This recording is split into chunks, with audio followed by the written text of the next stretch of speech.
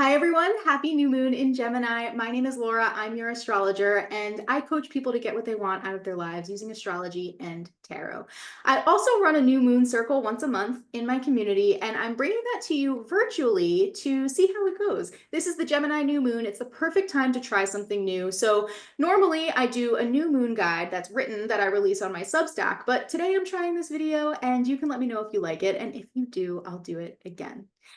Gemini is all about perspective, and during the Gemini new moon and during Gemini season, we need to do little things that help us see the world differently. If you think about a plant in your windowsill, I have many here behind me, you have to turn that plant every once in a while so a different part of it is closer to the sun. If you don't do that, the plant will just grow really big in one direction and it'll be bare on the other side. So we are just like those plants. We need to expose different sides of ourselves to different things so that we can grow into, a more whole version of ourselves. And that's what Gemini is all about. That's what the Gemini new moon is all about. So in this video today, I'm going to give you some exercises to do on your own. I'll also talk a little bit about what the energy is bringing us right now, and then I'll give you some journal prompts at the end. So with that, let's get started. So for our first exercise today, we're going to use some tarot cards. So if you have a deck in your house, go ahead and grab that. If you don't, that's totally fine. I will put up some images of cards on the screen and you can pick the one that speaks to you and you can use that. But what we're going to do is if you do have no tarot knowledge, awesome. That's great. If you do have tarot knowledge, I want you to just put it in the back of your mind for now and approach this as if you've never looked at a tarot card before. And what you're going to do is pick a card. And I want you to take a full 60 seconds to look at it. You're going to scan it up and down, left to right, and just notice. Don't write anything down. Just in your mind, make a note of all the things that you see. So pause this video now and do that for a full 60 seconds.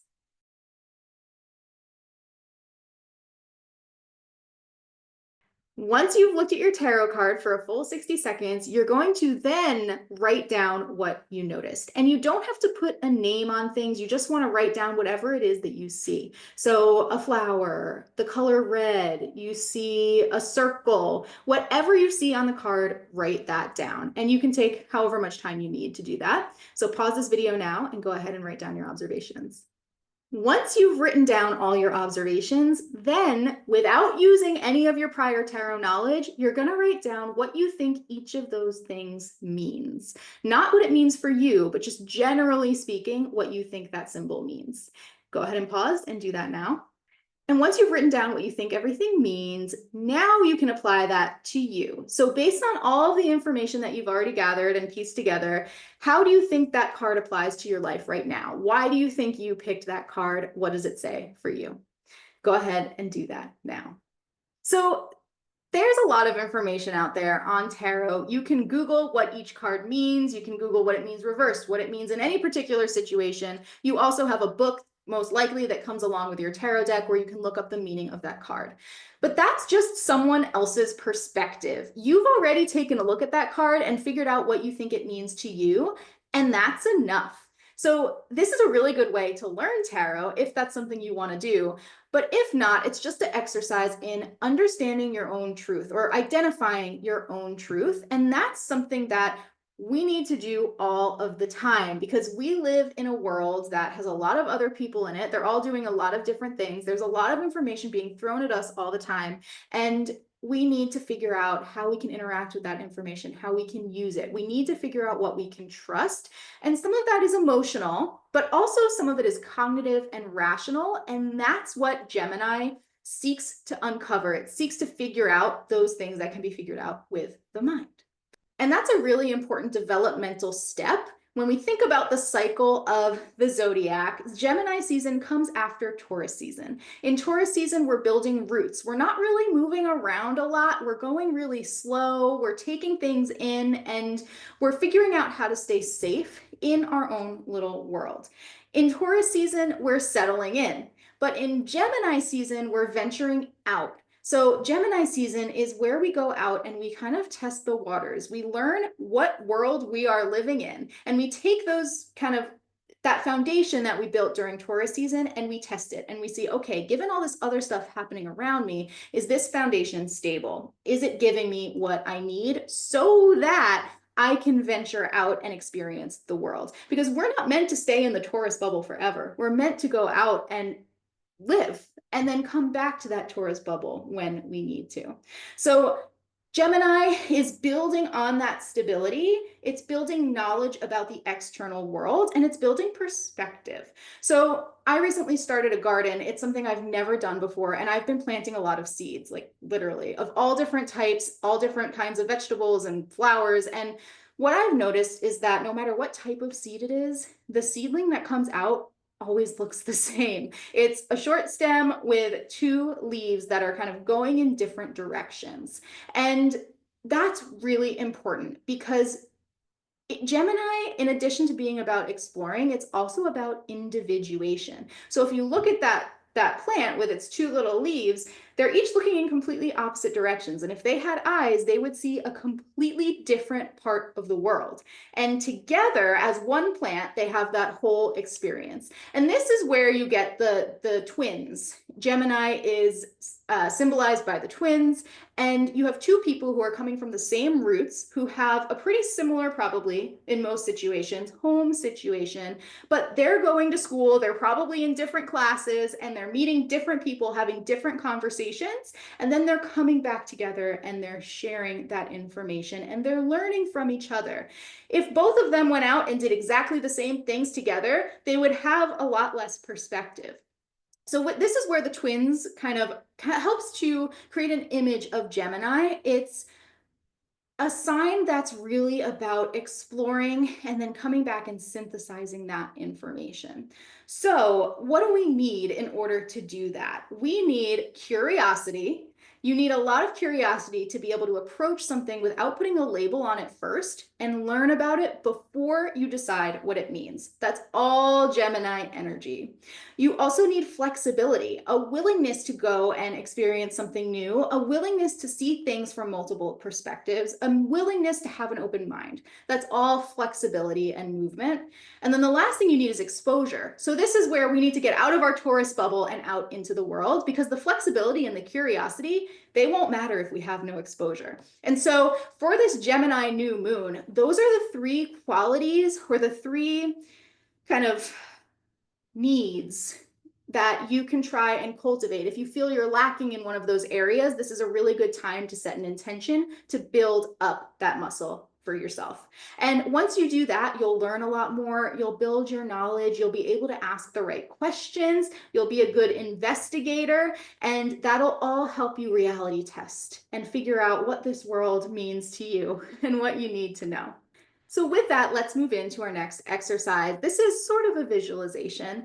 I want you to think about something that you do kind of automatically on a daily basis or a weekly basis, but the ideal example is something that you weren't born with the knowledge of how to do it. It's something that you had to learn through a process that likely took a little while. The example that comes to me, there's two, is either riding a bike or learning how to drive a car, because these are two things that when we first start doing them feel completely foreign to us, but once you get it, you get it. So I'm going to use the example of driving a car. So I want you to think about the first time that you ever sat in the driver's seat of a car. Now you can change this to whatever your example is, but again, my example is the car. So think about the first time you were ever in the driver's seat of a car. You can close your eyes and bring back up that memory of your first time doing this. And just remember what it was like. What did you see? What was it like to try and find the pedals for the first time? What buttons did you press? What questions did you have? What were the things that were the most interesting to you? Think through the memory and pick out some examples. Then think about how it felt. Were you excited? Were you terrified? Were you excited about what was coming in the future? Were you thinking about, oh, if I learn to do this, I get to drive myself everywhere, or I get to ride everywhere on my bike? What were you thinking about then? So make some notes if you want, you can write that down. But when you're done with that visualization, I want you to remember the last time you did this thing that used to be really new to you. So the last time you drove your car, what was that like? Did you get in the driver's seat and you threw your stuff on the passenger seat, you turned on the car and you just went? Were you dealing with a maintenance light that came on or a gas light that came on? Chances are, whatever your most recent experience was, was very different from your first experience. And that's because you're used to this now. So you're not looking at everything anymore. And this is normal. This is the brain's way of being efficient, filtering out the information that you no longer need or that you don't need in order to accomplish what it is you're trying to accomplish. But that also leaves a lot of information to be had, because the reality is that even if there's something around us that we're really used to, even if we do something the same way every day, there's still a different side of that thing that we haven't seen before. So my challenge for you with this Gemini new moon is to take something that's automatic and explore it a little bit deeper, because chances are things have changed since the first time you experienced that thing. Things are different now than they were when you first learned how to drive a car. There's probably a lot more buttons, a lot different buttons. Maybe you don't have a key anymore and instead you have a button. And so it's important to notice these changes because we learn something. And you can do this with anything in your life. It doesn't have to be your car. It can be looking at a picture behind you that you haven't looked at in 10 years because it's been on the wall in the same place. And you might notice something different about that picture. And you don't have to do much with that knowledge, but it expands your mind to pick up on those things. And that's what this new moon is all about. So let's talk for a minute about this energy of this new moon and what you can do with it. So I've already explained a lot about Gemini. Gemini is about learning. It's about expanding your mind, about being flexible, about creating meaning from all of the little things that you pick up and figuring out how you fit into this world that you live in. So, if there's a place in your life where you're trying to fit in, maybe you have a goal to get somewhere, go somewhere, move somewhere, do something, contribute in some way, in order to be really effective in that way, you have to know a lot about where you're going. So, if you want to start working in marketing, probably you're going to have to do a little research on what it's like to work in marketing before you go and apply for a job. That is Gemini energy. So think about an area of your life where you've been trying to push forward, and also identify what is left to learn before you can really take that leap. This new moon in particular is conjunct Mercury in the sky. So Mercury is the ruler of Gemini. Mercury is all about perception, communication, and it's conjunct the sun and the moon. So this is a really amazing opportunity to socialize, to learn from other people, to read, to write, to gather lots of information. And this could be information that has kind of a spiritual slant because Mercury is in a sextile to Neptune. So there's things to be learned that are outside of our sensory perception, I'll say. So if you're interested in tapping into that, there is an opportunity to do that, maybe to practice some automatic writing or meditate, things like that. If you're in Aries rising, this new moon is happening in your third house, and that is all about observation. This is your chance to go out and explore your environment. If you live in a town that you've only seen 75% of, go out and see the other 25%. Get out in the world, talk to people, observe your environment, find things that you haven't seen before that have been right under your nose.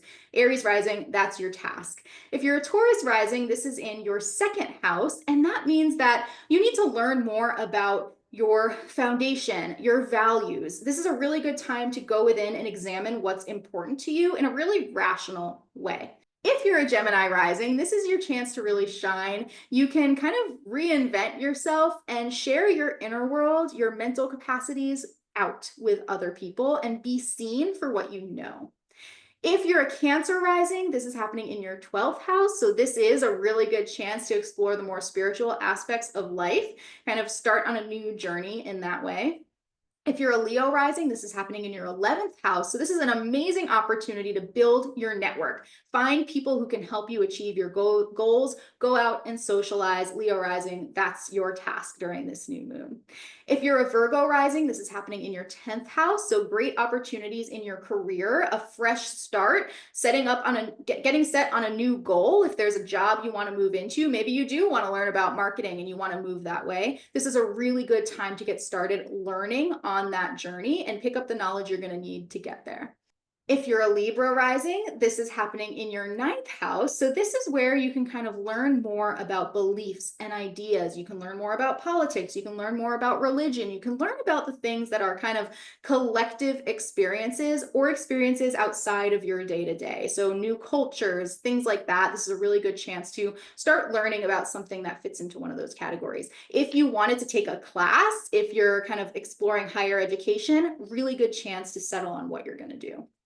If you are a Scorpio rising, this is happening in your eighth house. So this is a good chance to really investigate in your relationships. You might want to do that. You might not want to do that super outwardly, but to start thinking about what you observe about yourself and others in your close relationships and what that means.